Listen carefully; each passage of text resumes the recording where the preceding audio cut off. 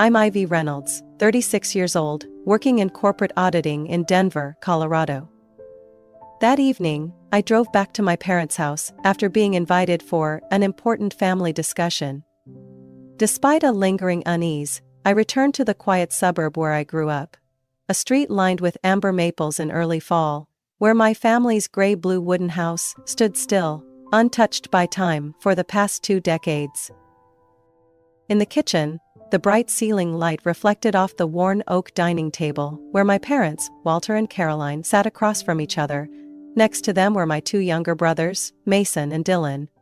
The 31-year-old twins were unemployed, still living at home, constantly defended by my mother with her go-to phrase, "They're just finding their path, honey." The smell of pot roast and garlic bread drifted from the oven, stirring memories of childhood dinners, back when I thought this house meant belonging. But something in the air tonight felt as heavy as stone pressing on my chest. Asian. I had barely pulled out my chair when my mother spoke, her fingers gripping her napkin like a lifeline. "You came at the right time, Ivy. We need to talk about a family decision." My father, the stern man who once taught high school math, now retired, continued with a flat tone, like reading out test scores. "We finalized our will, and we want you to hear it directly from us, so there's no confusion later." Mason leaned back, arms crossed, wearing a smug half-smile. Dylan shrugged, his face neutral, like he already knew what was coming. I hadn't said a word when my mother delivered the next line, like a bullet to the chest. "All the assets will go to Mason and Dylan. The house, the cabin in Estes Park, and the retirement accounts. You won't receive anything." For a moment, I thought I misheard. The room fell silent, suffocating. I looked at my mother, hoping she'd laugh it off. "Just kidding." But instead, she gave a firm nod. "Because you have a stable job and solid income, and the boys, they're still struggling. We think it's the fairest decision." I turned to my father, hoping for eye contact, even a flicker of discomfort, but he stared into his glass of water, never once lifting his gaze. It hit like a reopened wound, sharp and raw. "I've paid your mortgage for 5 years, I said, my voice trembling from hurt, not anger. "I covered over $18,000 in medical bills last year for Dad. And more than $25,000 for Mason every time he changed careers." My mother set her glass down slowly, her eyes cold. "And see, Ivy, you always make everything about money. You don't understand that family love can't be measured in receipts." "It's not about money," I replied, my hands clenched under the table. "It's about fairness, about showing up every time you needed me, only to be treated now like I don't exist." Mason laughed, the kind of laugh that belongs to people who've never had to carry anyone but themselves. "You just liked playing the martyr, and now you're upset no one's giving you a medal?" Dylan chimed in, grinning. "Maybe you thought if you threw enough cash around, they'd love you like some sitcom ending." Dream on. I turned back to my parents, waiting for them to intervene, to scold them. But silence. And in that silence I understood. I had no place in this family. Not if I wasn't paying for it. I took a deep breath, my chest tight. "If that's your choice," I said, unnervingly calm, "then I have one too." Mason raised an eyebrow, smirking. "Whether you gonna sue us?" I stood, sliding my chair back to the table.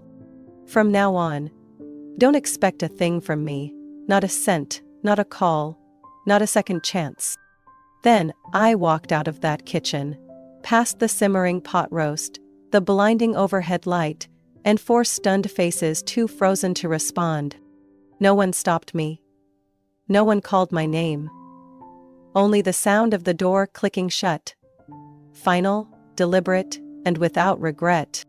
I got back to my downtown Denver apartment just after 8 p.m., my heels tapping sharply against the hardwood floor in the silence. Without even taking off my coat, I headed straight to the dining table and opened my laptop. The bank dashboard lit up under the soft amber light. I stared at the list of active recurring payments, each line cold and mechanical, like the heartbeat of a stranger.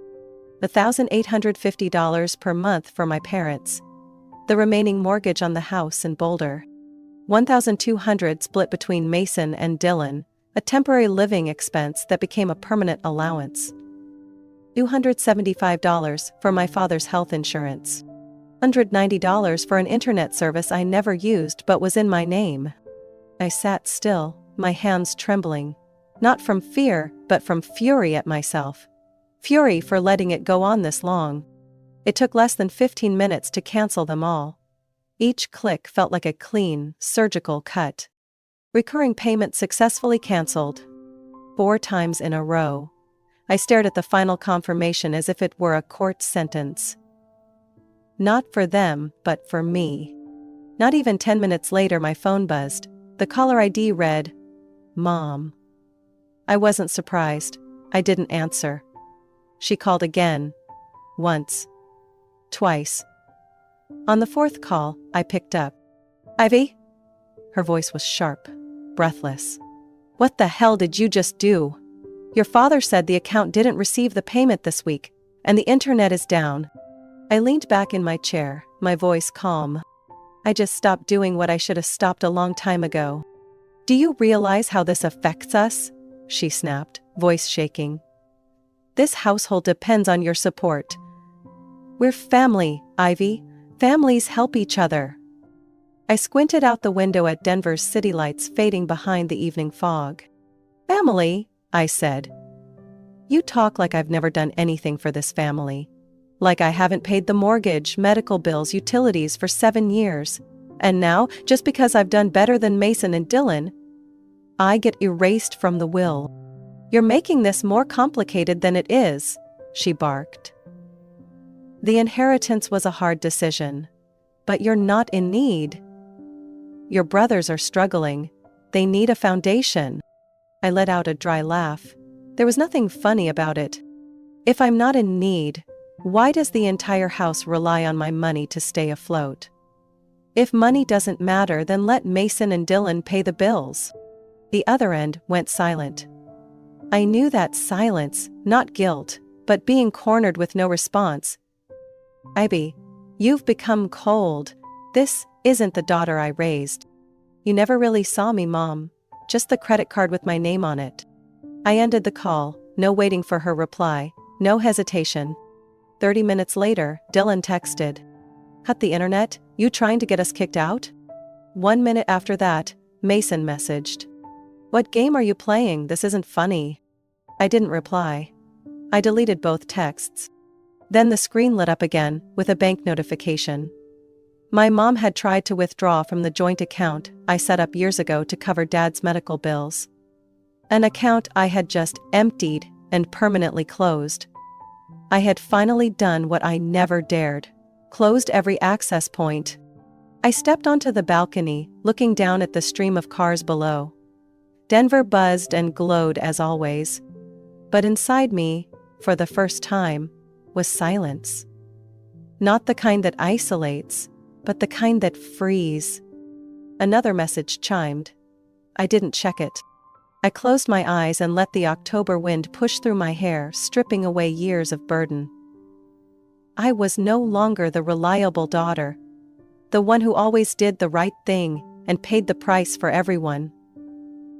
I was no longer the pillar propping up a so-called family duty, when what they really needed wasn't me, but my wallet. That night, I slept deeper than I had in years.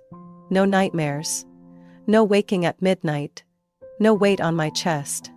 The next morning my phone wouldn't stop buzzing.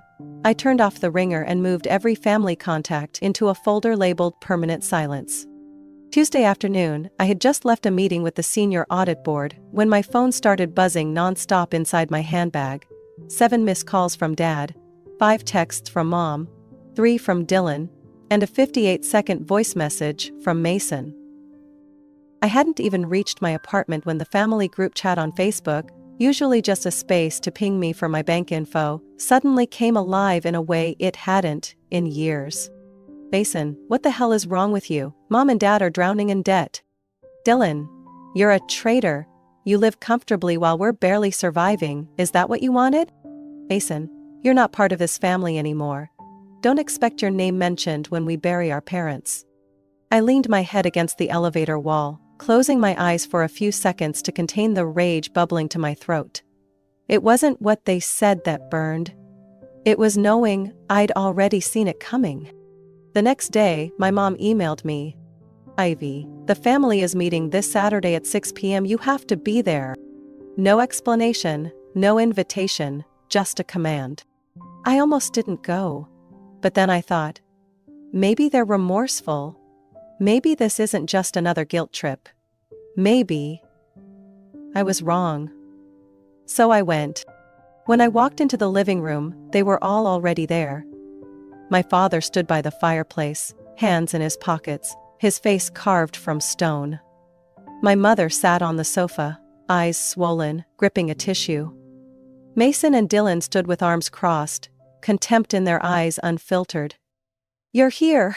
Sit down, my mother said hoarsely. I can't take this anymore. I stayed on my feet. My father spoke, each word heavy as granite on tile. You have no idea what you've done to your mother. Her stress is through the roof. Her blood pressure is high. She hasn't slept since you stopped helping us. I stared directly into his eyes. Oh? Did she sleep just fine when I was working double shifts to pay off your medical debts? Ivy, my mom cried out. How can you say that? I'm your mother. Don't I deserve your help?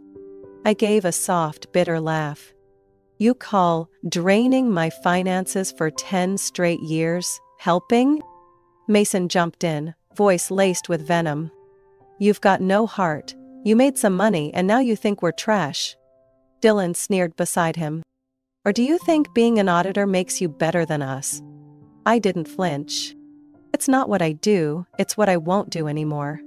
If this family only sees me as an ATM, then I don't want the label family at all. My mother burst into tears. You're tearing this family apart over money. I tightened my grip on my bag strap. No, Mom. The years of your silence tore it apart. Long before I did anything. No one said another word. The room fell into a suffocating hush. I turned and walked out, each step on the wood floor drawing a line I would never cross again. I left with a truth they were too afraid to say out loud. They never loved me for who I was, only for what I could provide. And that night, for the first time in years, I blocked every family contact from my phone. Calls, texts, social media, everything. They can say whatever they want, call me a traitor, but I know this. Betrayal didn't come from me. It came from them. The moment they decided I was a wallet before I was a daughter.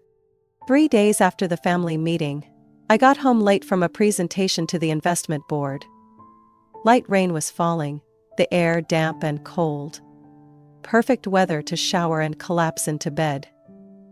But when I reached the door of my 9th floor apartment, I stopped dead. The entire electronic lock and door handle had been sealed shut with thick gray industrial adhesive. A smooth, even layer. Still not fully dried. The chemical smell was fresh and overwhelming. I stood there, heart pounding. But my mind sharp. This wasn't an accident. It was deliberate. I pulled out my phone and opened the hallway camera app I had installed last year after a break-in in the building. Rewinding footage from earlier that day, I paused at 3:47 p.m. A man appeared, baseball cap, surgical mask, red spray can in hand. When he bent down to check the door frame, the angle revealed enough. The sleeve of a gray hoodie I recognized instantly. Dylan wore it all last winter. But what sealed it was his left wrist. A small arrow tattoo just below the bone. That tattoo belonged to Mason. I narrowed my eyes, rewound again, and watched him press his fingers along the door's edge to inspect his handiwork. Then he walked away, unaware he had just been caught. I called building security and immediately reported it to the local police. Within 45 minutes, 2 officers arrived along with maintenance staff. They removed the adhesive with industrial tools. I handed over the video footage without hesitation. Officer Ray, a stern, composed man in his 50s, watched the clip, then turned to me. "Do you want to press charges for property vandalism?" I didn't hesitate. "Yes. I want Mason Reynolds to be held fully accountable.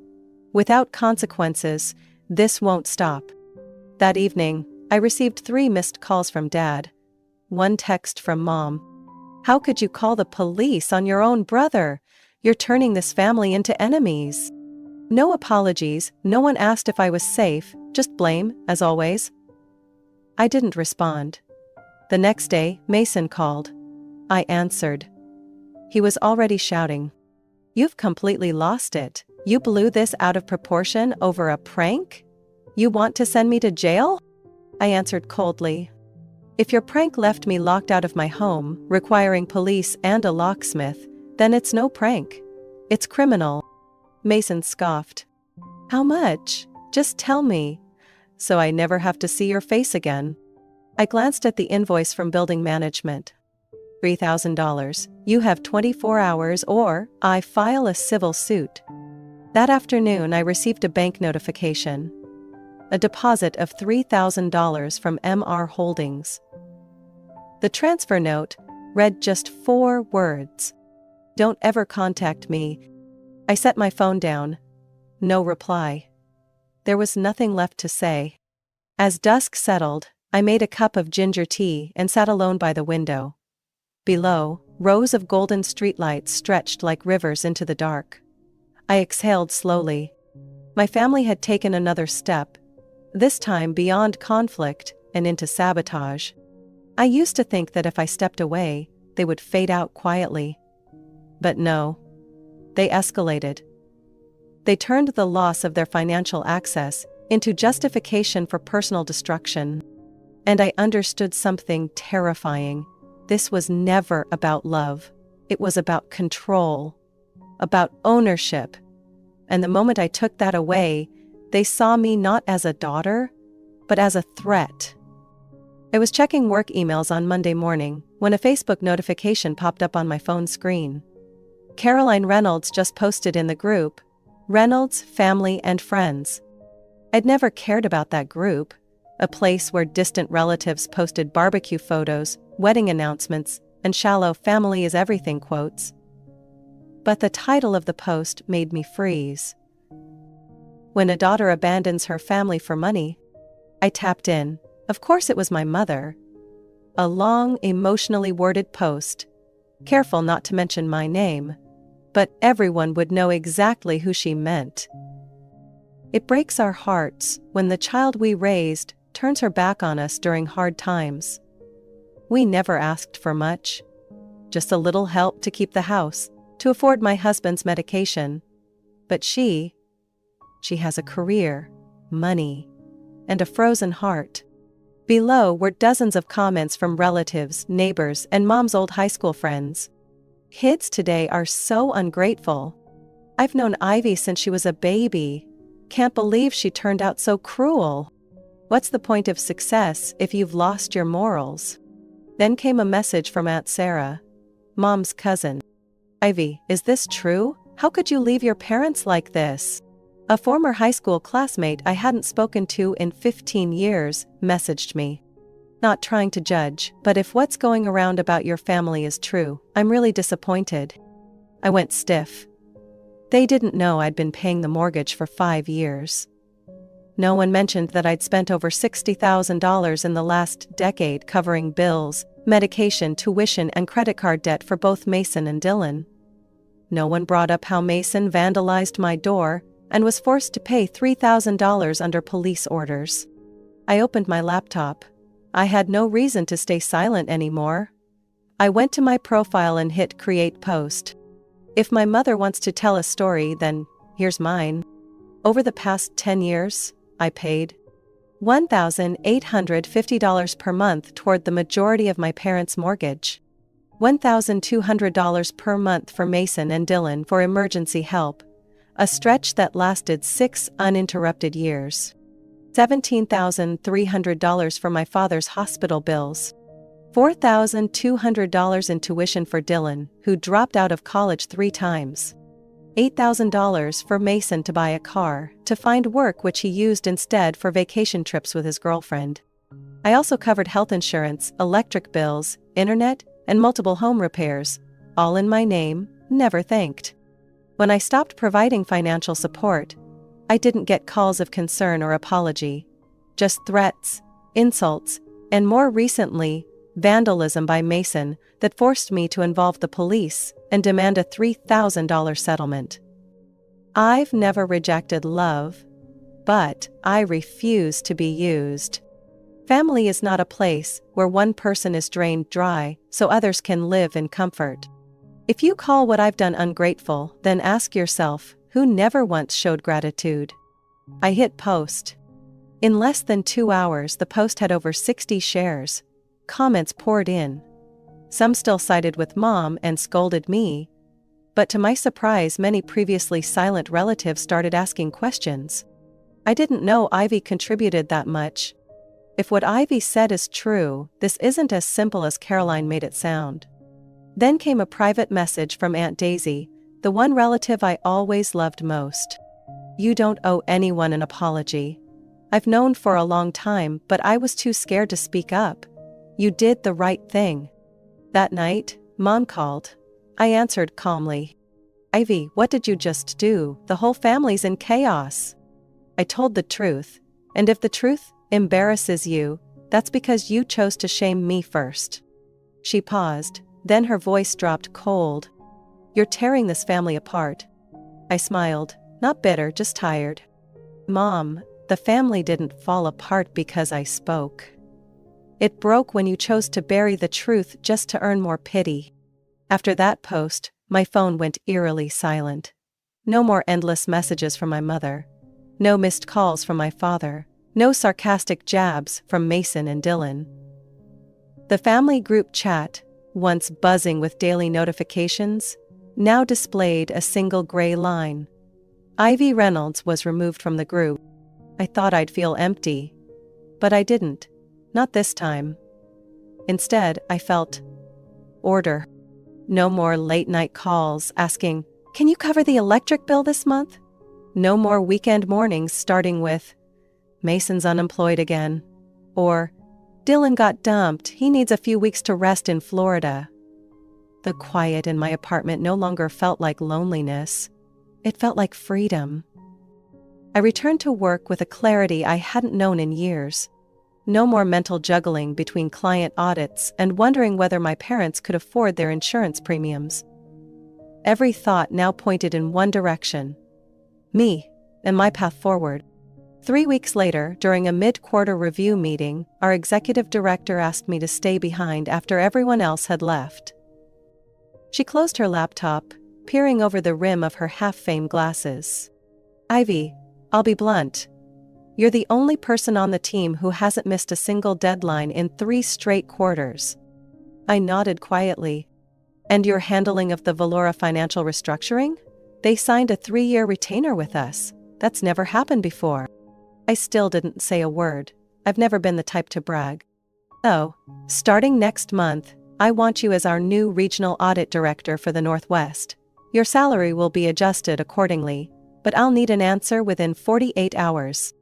I stood, shook her hand. I won't need 48 hours, Ms. Collins, I accept. That evening, I opened a bottle of red wine, one I'd been saving for years, never quite feeling like I deserved to celebrate. I stood on my balcony as the first chill of autumn brushed my face. The Rockies loomed faintly in the distance. The city below still buzzed, but within me, peace. For the first time in years, I celebrated a win without hiding it, without bracing for the inevitable message from my mother.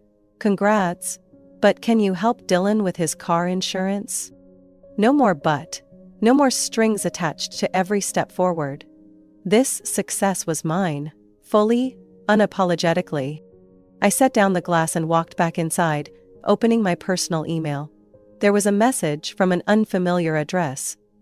An old college friend, now an advisor for a nonprofit.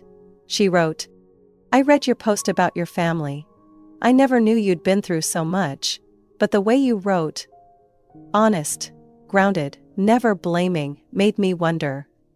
Would you be willing to share your story in a panel on women and family pressure in American culture? I read the message twice. Part of me wanted to say no. After all, silence had been my safety for years. But I'm not there anymore. I typed 2 lines. I'd be honored to speak. I know I'm not the only one who's lived this. When I hit send, I didn't realize this would be the first time my story was truly heard, not as a tragedy, but as a declaration of the right to live for myself. I booked a ticket to Florence on a November morning, just as the cold had swept through Denver and the first snow still lingered on the rooftops. The flight lasted 10 hours, with a layover at JFK, then straight into Peretola Airport. I didn't tell anyone, didn't pack expectations. I only knew I needed to stand somewhere no one knew my name.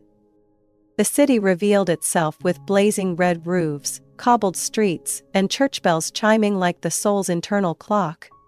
I rented a small apartment near Piazza Santo Spirito, where the balcony faced a stretch of honey-colored domes glowing in the afternoon light. On my second evening in Florence, I sat in a quiet cafe called Café degli Artisti. It was a modest place, hushed, filled only with the dense scent of espresso and the sound of pages turning at the next table. I was scribbling a few lines into my notebook when a soft male voice came from across the table. "Excuse me, is this seat taken?" I looked up.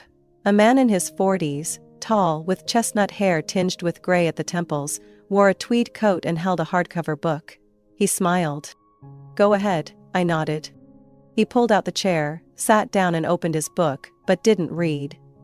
After a moment, he said, "I'm guessing you're not Italian. But the way you watch things, it's like you've been here a while." I let out a soft laugh. Maybe I just noticed too much because I've never been allowed to slow down. He tilted his head, not judging, just listening. "I'm Julian, from Boston. I'm an interior architect, but lately I've been spending time wandering Europe to pause life." I didn't ask why. He didn't ask what I did. We only talked about Florence. About rooftops that curve like waves. The sound of a violin from a second-floor window. The glow of amber light behind wrought iron frames. We saw each other again the next day, pure coincidence, at a second-hand bookstore by the Arno. Then again, at the flea market near San Lorenzo. By the third time, I offered, "If you don't mind, I know a place that makes the best walnut toast in Florence." He smiled. "I'll follow, you lead." That's how we began spending time together. No schedules, no expectations. Just warm coffee in the mornings by the window, late afternoon walks through golden alleys, and shared bottles of Chianti on an old rooftop terrace. Julia never asked about my family. He never pretended to understand or offered shallow advice. He just listened when I talked, and when I didn't, he stayed silent. The kind of gentle silence I'd never known before. One evening, as we sat on the steps of Santa Croce, I said without thinking, "I used to believe that if I gave enough, my family would finally see me. But in the end, they only saw what I brought, not who I was." Julien turned toward me, eyes softening. "Maybe it's because they only knew how to love what they needed. And you're learning how to love yourself without needing a reason." I looked up at the Florence night sky. Deep black, starless. But beneath it, the entire city shimmered, as if lit from within. I returned to Denver after 3 weeks in Florence, feeling as light as if I'd just shed an old skin that had clung to me for far too long. I restarted my work routine, but this time, not to prove anything to anyone. This time, I was investing in myself. I had quiet mornings, unhurried evening walks, and a reading list no longer interrupted by desperate text messages. One morning in late December, just as I was making coffee, my phone buzzed. A message from Lori, my distant cousin on my mother's side. It was a single line. "Ivy, you should know. your parents are working night shifts at the warehouse in South Aurora." I froze for a moment, coffee still tilting in my hand. I didn't respond right away. By noon, another message came in. This one from an old college friend of Dylan's. He's working part-time at a car wash. Got kicked out of his apartment for not paying rent. I wasn't surprised. And strangely, I didn't feel hurt. I knew why they ended up that way. They never learned to stand on their own feet. For years, I had unknowingly become their crutch, one they never wanted to let go of, until I pulled away and they fell. Not because I wished for it, but because I couldn't live forever under the weight of borrowed gratitude that was never returned. That evening, I pulled a red card from my drawer. This Christmas at Ivy's place, only for those who know what real love means. I sent it to a small group of friends, and one relative I still stayed in touch with, Aunt Beth. Aunt Beth, my mother's younger sister, was the only one who quietly reached out after my article went public. "You didn't do anything wrong. I always saw how they used you. But I never had the courage to say it." On the afternoon of December 24th, she was the first to arrive. She brought a tin of ginger cookies, a bottle of warm apple cider, and a hand-knit wool bracelet. "Did you know this is the first Christmas invite I've received since 2012? I smiled and placed a hand on her shoulder. "Then we'll make this one count." My friends trickled in after that. Co-workers, neighbors, 2 college classmates. No one mentioned family. No one asked who I was angry with. They simply brought food, kind wishes, and the most precious thing of all, their presence, given freely. We had dinner around the long wooden table, candlelight casting shadows on the walls. There was laughter and moments of silence that didn't feel awkward. A little neighbor kid crawled into my lap and asked, "Miss Ivy, do you have any family?" I nodded, then pointed around the table. "This is my family." Later that night, when most had gone, Aunt Beth and I stood on the balcony, watching soft snow begin to fall. "Still no word from your mom?" she asked. I shook my head. "And I'm not hoping for any." She didn't lose touch. She chose silence. And I'm choosing not to open that door again. She didn't say anything more, just gently squeezed my hand. I stepped back inside, looking at the cleaned-up table, chairs neatly pushed in. No noise, no chaos. Yet my heart felt full. Every space in me, once reserved for waiting, had been filled by people who truly saw me. I don't know how my parents or my siblings will get through this winter. I don't know if they'll resent me forever. But I know one thing for certain. I don't owe them any salvation. Lived for them for far too long. Now, I choose to live for myself. And that was the first Christmas gift I ever gave myself. The gift of peace that needed no permission. January in Denver usually hits like a slap, sharp, cold and unforgiving. But this year, something about the air felt softer. Not because the weather was milder, but because my mind wasn't bracing itself for another guilt-laced call or a manipulative message wrapped in the word "fam." I woke up on a Sunday morning, with sunlight cutting through the curtains, casting a glow on the bookshelf where I kept the only childhood photo I still owned. Me at 8, sitting alone under the maple tree behind our house, clutching a frayed cloth doll. No one else in the frame. I hadn't noticed it then, but now it was painfully clear. I had always been there, alone, even in a house full of people. Everything changed the day they removed me from the will. At the time, it felt like the cruelest kind of rejection. But now, I see it for what it was. The first honest thing they had ever done for me, and strangely, it was a gift. A gift called freedom. Because only when I was no longer expected to be anything for them, was I free to be everything for myself. I'm no longer the daughter who has to open her wallet to be heard. No longer the sister who absorbs everyone's failures. No longer the child who was never allowed to be fragile. I am Ivy Reynolds, 36, living alone on the 10th floor, with a job I love, a few good friends, and a peace I once believed only existed in movies. I spend my evenings with books, paintings, and pottery classes. I take weekend walks with Aunt Beth, and sometimes cook dinner for the elderly neighbor downstairs. I don't do it to be seen. I do it because it fills me up. One late afternoon, while finishing a project report, I received an email from Julian, the man I met in Florence. "I'll be in Seattle soon for a design project. If you happen to be around, let me buy you a coffee. Just coffee, no expectations, just like Florence taught us to live." I stared at the words and smiled. I didn't know yet how I'd reply, but I did know this. I was no longer afraid of connection, because now I was strong enough to choose, and I would only keep what didn't demand sacrifice as proof of worth. Family,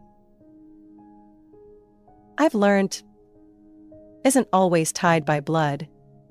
It's made of people who make you feel lighter in their presence, who don't use love as leverage, who see you and stay.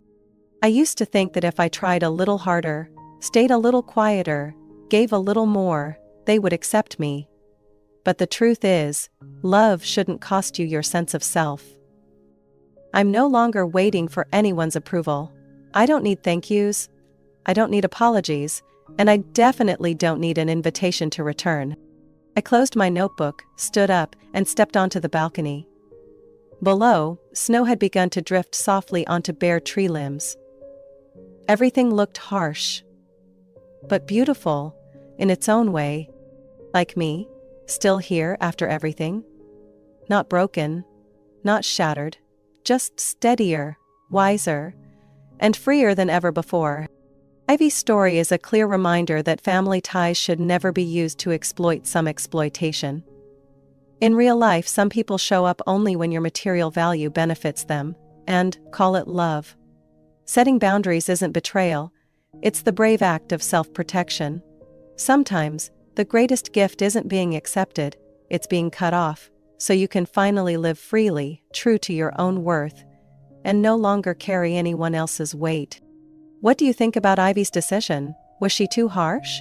Or just claiming what she truly deserved?